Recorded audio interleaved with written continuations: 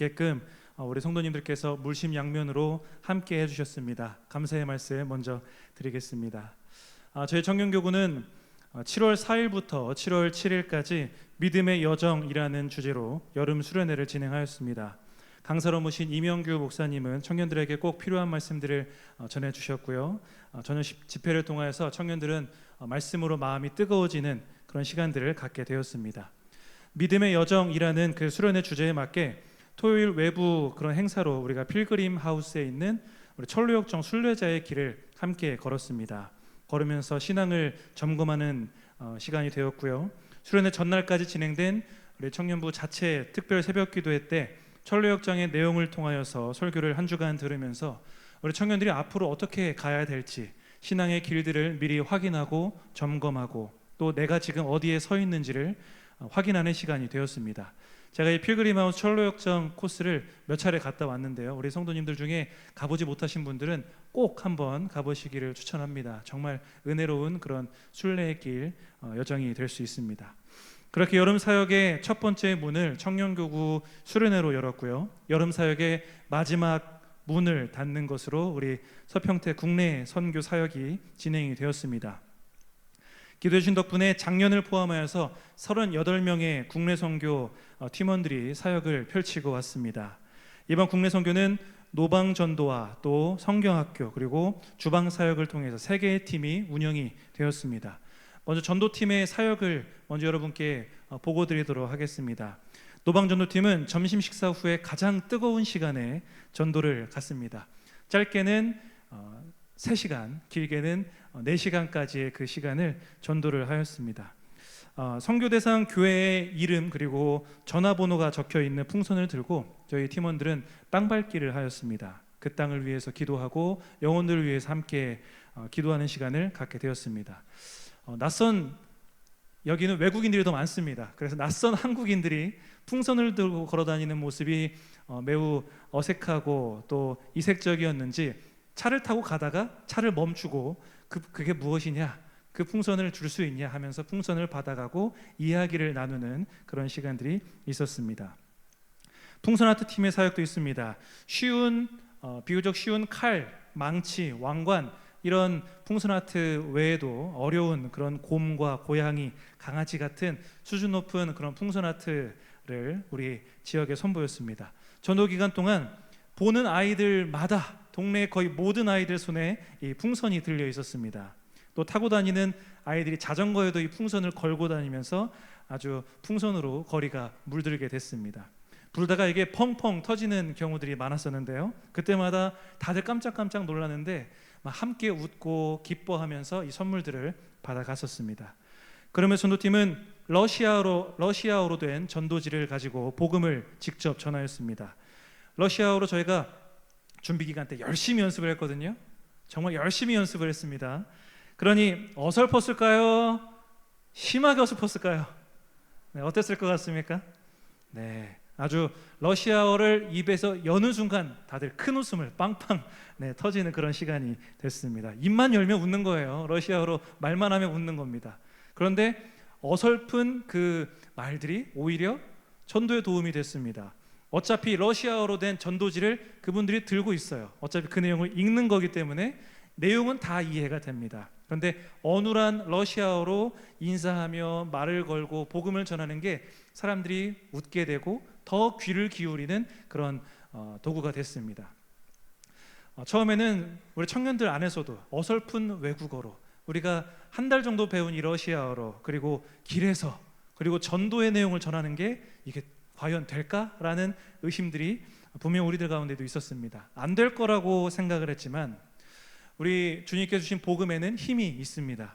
어떤 팀은 한 아이에게 복음을 전하고 어땠는지를 물었는데요. 그 아이가 이렇게 이야기를 하는 겁니다. 나는 예수님을 믿기로 했다라고 하는 거예요. 전도팀은 설마 이 복음을 듣고 예수님 믿겠나라고 생각하진 못했고요. 원래 예수님을 믿는 아이구나 생각을 하고 그러면 언제부터 믿기로 했니? 라고 요새는 휴대폰으로 다 말을 하면 번역이 되게 되어 있습니다. 물어봤습니다. 그랬더니 그 아이가 러시아어로 뭐라 이야기를 합니다. 그리고 전도팀 휴대폰 그 번역 어플에 그 대답이 찍히는 거예요. 뭐라고 찍혀있냐? 오늘이라고 이야기를 하는 겁니다. 복음을 듣고 내가 오늘 예수 믿기로 했다라고 이야기를 하고 있었습니다. 그 오늘 믿기로 결심한 그 한 영혼만으로도 우리 전도팀의 땡볕에서의 3-4시간의 전도는 유의미했고요. 우리가 서평택으로 전도를 가야만 했었던 목적은 더 뚜렷해졌습니다. 물감으로 얼굴과 팔에 그림을 그려주고 또 스티커를 또 붙여주면서 복음을 전하는 사역도 진행했습니다. 쉬운 고양이 수염 그리는 정도가 아니라 정말 아주 수준 높은 그림을 열심히 연습을 해서 그려줬습니다. 복잡한 도안들이 많았어요. 그러니까 그림을 그리는데 한 사람당 시간이 꽤나 걸리는 겁니다. 최소 5분이 걸리는 겁니다. 그 시간만큼은 그 대상은 꼼짝없이 앉아 있을 수밖에 없게 되는 겁니다. 그래서 그림을 그려주고 옆에서 러시아어로 복음 전도를 하는 그런 팀이 꾸려지게 되었습니다. 그리고 전도팀의 사역 중에는 슬러시 팀이 있었습니다. 김종화 장로님이 슬러시 팀 담당이셨습니다. 거의 팀장이자 팀원이고 전부 다 하셨어요. 네, 그 뜨거운 시간에 이 역할을 하셨는데, 여러분, 슬러시는요 기적의 생수입니다. 기적의 물이에요. 장로님이 러시아어로 말하지도 않아요. 슬러시 이렇게 하면 애들이 저기에서 홀린 듯이 이렇게 끄덕이면서 오는 겁니다. 끄덕이면서 와요. 오고 마시고 다 마신 다음에는 장로님이 또 러시아어로 말하지도 않아요. 더 줄까? 이렇게 합니다. 그러면 또 네 하고서 와요. 네, 다 옵니다. 그리고 슬러시를 맛있게 받아갑니다. 최고 기록이 5번 받아간 친구들도 있었습니다. 그렇게 전도팀은 땡볕에서 날씨가 좋아도 너무 좋았어요. 장맛비에 젖은 것처럼 땀에 다 젖어서 살이 좀 익고 피곤해 좀 지쳐서 그렇게 본부로 들어왔습니다. 하지만 가슴이 뛰는 전도 현장들을 경험했습니다. 사역을 마치고 복귀하는 그 팀원들을 본 목격자의 증언에 의하면 분명 사람인데 어딘가 좀 녹아있는 것 같다라는 그런 이야기들을 했었습니다. 녹으면서 걸어오는 것 같은 모습이었다. 그런데 놀랍게도 얼굴은 다 너무나 기쁜 얼굴이었다라는 증언을 해줬습니다. 전도팀의 사역이 이랬고요. 두 번째는 성경학교 팀 사역입니다. 이룸교회와 다이룸 센터의 주된 사역은 대상은 이주 배경 가족들입니다. 타국에 살다가 돈을 벌기 위해서 한국에 온 부모, 그리고 정착한 후 자녀가 뒤따라서 한국으로 청소년들이 또 초등학생들이 오게 됩니다. 그때서 적응을 해야 되는 겁니다. 물론 한국인과 결혼을 해서 자녀를 낳은 다문화 가정도 있습니다. 하지만 한국에서 낳았기 때문에 아이들의 인식 속에는 한국인이라는 인식이 있어요. 그래서 적응이 좀 더 쉽습니다. 그런데 이 이주 배경, 이주를 한 그런 아이들은 그 정체성이 더 흐립니다. 공교육 제도권에 속하지 않은, 그렇게 생활하지 않는, 학교에 가지 않는 학교 밖 아이들도 여기에 속해 있습니다. 이 땅에 이주해 온 이방인들, 이들은 하나님의 사랑을 받을 구원의 대상들이죠. 그 사역에 감동을 주고자 주님의 마음으로 그들을 사랑하게끔 하는 목회자 가정을 세우셨고, 또 서평택에 교회를 하나님께서 세우십니다. 그렇게 사랑으로 그동안 품어온 사역에 우리 선교팀, 성경학교 팀이 기쁨으로 동참을 하는 시간들을 가졌습니다. 성경학교 팀의 주된 목적은 아이들에게 예수님이 누구신지를 가르쳐주는 것이었습니다. 예수님은 너희의 선한 목자시다. 예수님은 세상을 비추고 너희를 비추시는 빛이시란다. 예수님은 가지인 너희들을 열매 맺게 하실 포도나무셔. 아침부터 저녁까지 전도팀도 힘들었다고 하지만 성경학교 팀도 엄청나게 힘들었습니다. 정말로 거짓말을 보태지 않고 1분도 쉬는 시간이 없었습니다. 쉬는 시간이 되어도 아이들과 함께 놀아줘야 됐기 때문에 조용할 틈이 없었던, 쉴 틈이 없었던 성경학교 팀의 사역입니다. 준비한 다채로운 그런 프로그램들이 예수님을 가르쳐주기 위한 그 목적 하나로 다 움직이게 되었습니다. 그중 특별한 시간이 있었는데요. 그것은 둘째 날 오전 성경학교 시간이었습니다. 그곳 사역자 가정과 회의를 하던 중에 아이들을 안아주고 기도하는 시간들이 좀 필요하겠다라는 생각이 들었습니다. 그렇게 미리 계획되어 있었던 프로그램들을 다 내려놓고 선교팀 전원이 아이들을 축복하고 한 명 한 명 안고 붙들고 기도하는 시간을 갖게 되었습니다. 그 자리에서 많은 눈물이 터져 나왔습니다. 아이들을 향한 하나님의 사랑이 정말 파도처럼 밀려오게 됐었고요. 저도 아이들을 붙잡고 기도를 하는데 저의 의지와 상관없이 제 입에서 하나님이 너희를 너무나 사랑하신대 라는 그런 이야기를 전해주게 되었습니다. 이 눈물의 기도가 있었던 것이 고작 아이들과 만난 지 7시간밖에 되지 않았습니다. 말도 안 통하죠? 얼굴 본 지도 얼마 되지도 않았죠. 전도팀은 전도하러 다니러 가기 때문에 가까이서 얼굴 본 게 이때가 처음이었습니다. 그런데 아이들을 향한 긍휼함이 모든 팀원 마음속에 다 터져 나오게 되고 팀원 전체가 뜨겁게 기도하고 안고 축복하고 눈물의 시간을 그렇게 갖게 되었습니다. 제가 선교를 준비하면서 가졌었던 기도의 제목 중에 하나는 그곳 영혼들을 위해서 우리 팀원들이 울 수 있게 하옵소서라는 기도를 제가 많이 했습니다. 주님은 우리 모두에게 그들을 바라보시는 하나님의 눈물을 우리 팀원들에게 허락하셨습니다. 그렇게 사랑으로 성경학교를 보낸 아이들이 우리와 함께 보냈었던 그 시간들이 너무나 기억이 남는다라는 연락을 그 사역자를 통해서 받게 되었습니다. 성경학교 아리를 하고 있다고 하더라고요. 예수님이 나의 선한 목자시고 나의 빛이시고 나의 포도나무시다라는 고백을 아이들이 직접 하고 있다라고 그곳 목사님이 전해주셨습니다. 하나님은 이렇게 사람을 통하여서 선교팀을 통하여서 당신의 생명을 전해주시는 분이셨습니다. 실제로 선교를 다녀온 팀원들 안에서도 변화가 일어났습니다. 이 다이룸 센터 김대환 목사님의 사역하는 모습을 보고 또 교회가 이주 배경 자들을 위해서 애쓰고 고민하는 그 모습을 보면서 선교에 그동안 아무런 관심이 없었던 자신의 모습을 돌아보게 되었다. 그리고 어떻게 살지 고민이 생기게 되었다라는 그런 이야기를 저한테 직접 전해줬었고요. 또 어떤 이는 그 교회와 아이들을 위해서 내가 실제적인 도움을 줄 것을 상의하고 또 바로 실행에 옮기면서 섬기는 일들이 일어나게 됩니다. 또 어떤 이는 이번 선교만 그 땅을 위해서 그 교회를 위해서 그 영혼들을 위해서 수고한 것이 아니라 지속적으로 도움 것을 찾고 지원하려고 합니다라는 이야기를 저한테 해줬습니다.